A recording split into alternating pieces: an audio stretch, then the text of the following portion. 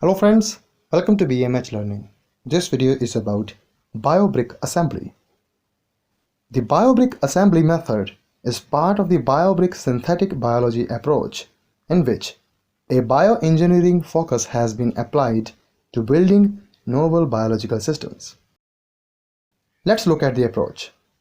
BioBricks have been designed to be assembled using normal cloning techniques.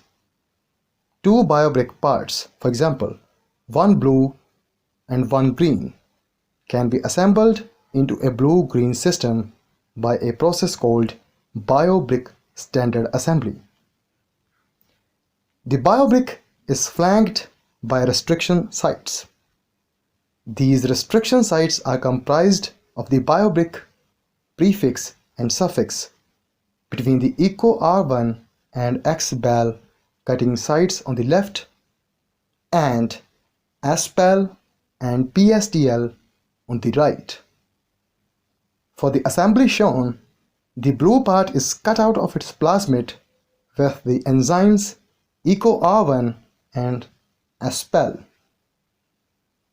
The resulting fragment is called the insert because it will be inserted into the plasmid containing the other part.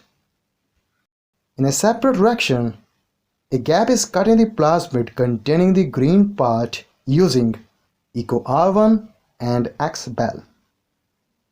Then, using gel electrophoresis, the insert for the blue part and the cut plasmid containing the green part are purified and the unwanted fragments are discarded.